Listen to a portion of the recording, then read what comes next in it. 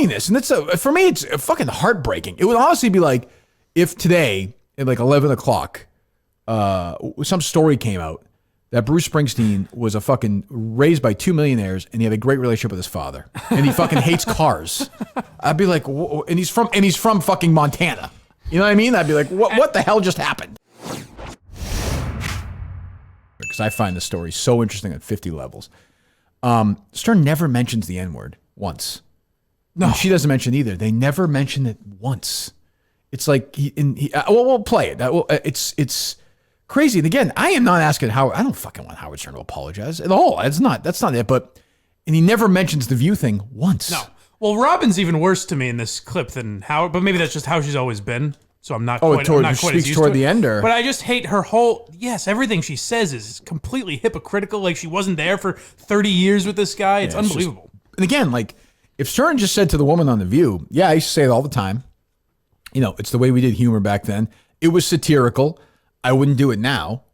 I'd say that's end of story. Perfectly fine answer. Yeah. But then when he gets into the whole, I've changed, I've evolved, and we'll play sound, it's just fucking bull. I mean, the sickening thing for me was for him to just like point it back at Trump and be like, well, you haven't solved coronavirus, so we're not going to talk about my hypocrisy. Or you're telling people to wear masks. So it's just crazy. He's fucking snapped, but he's protected and you know, like again, that's the Radio Gunk thing I listened to. The Fox, I was listening to another part where they were talking about how Fox News covered it over the weekend, but MSNBC and CNN didn't cover it all over the weekend. And Stern has a wrap-up show.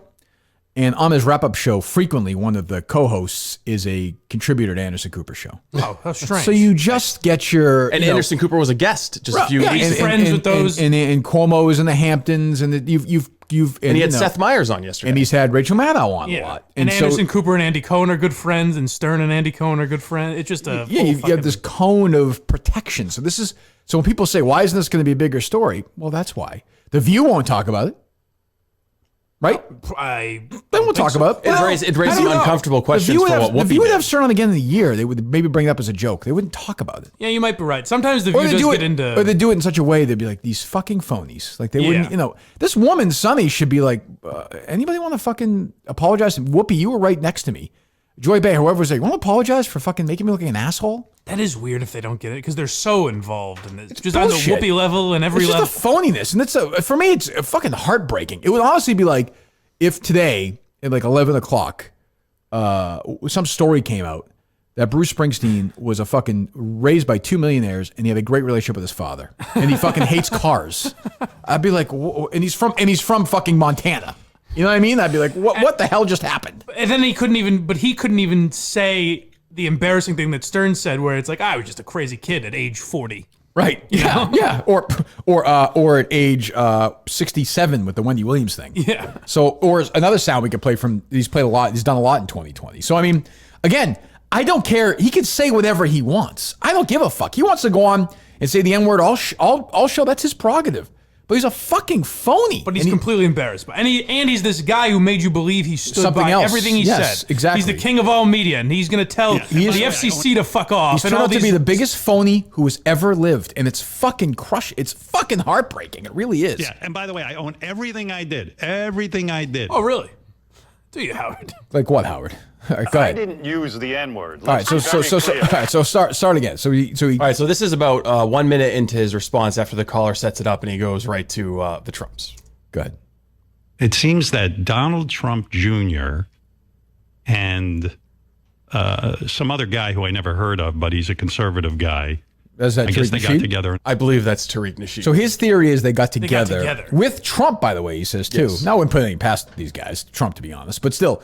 They got together and coordinated an attack against, frankly, and look, I love the guy. He's richer and more successful than I'll ever be. Irrelevant Howard Stern. I mean, it's not like, you know, I would say Rachel Maddow. If you're going to go, Rachel Maddow is more relevant.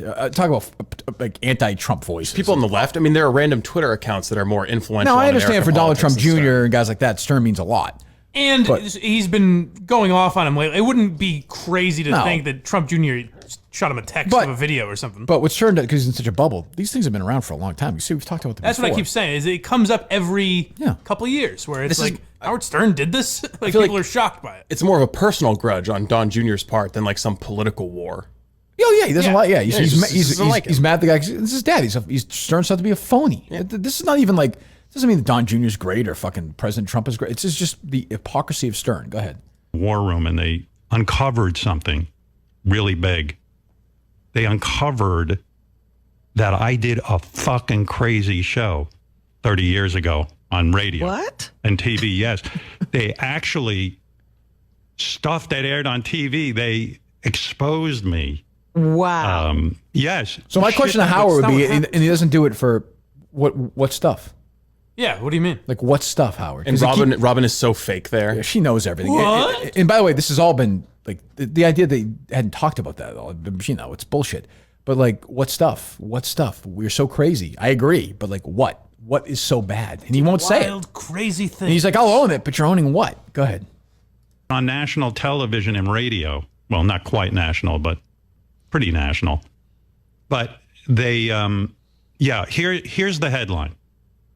First of all, yes, Don Jr. and other guy, I did the craziest motherfucking show ever in the history of radio. So crazy about sex, about race, about, I can't think of a topic I didn't fucking take on. That's how you know my name. I was insane on the radio. If you brought up a topic, I would talk about it. And when we had the Channel 9 TV show, whatever was in the news, I would talk about. There's your headline. No question. I mean, he's 1,000% right about that. I mean, I give him credit. He was the greatest ever at it. He definitely did. And now he doesn't, which, like Mike said earlier, is okay. But he's acting like he's changed as a person. He has an A. And B, he is just acting like that doesn't exist. Like he has two channels. And when Sirius made the deal with Stern for all this money, and they got all those old tapes and stuff, I'm pretty sure they thought that's what they were getting. Yeah. And now they're getting old. The idea of old Stern now, if you go to that old channel, is like a 2014 interview with like Alanis Morissette or something. It's just fucking He says, I'm embarrassed by it. Like he doesn't, he says he owns everything he did, but then he can't watch out and he refuses to play it on his channels. So which is it? Do you own it? Or they keep a pretty tight grip on that audio too, because we reached out to Sirius. Their on-demand player clipped it initially. We reached out to Sirius, and any request for their audio has to go through Stern's team, and they basically told us to fuck ourselves. We work at Sirius. We are, right? Upstanding Sirius employees. Yeah, I mean, it's just, it's and again, I get that. Like, there's stuff in the past I sure as fuck would want to listen to. But if you said to me, did you ever call Aaron Andrews a bitch? I would say, I never use the B word. Hold on. I never said that. Like, it's just crazy. Jerry said it.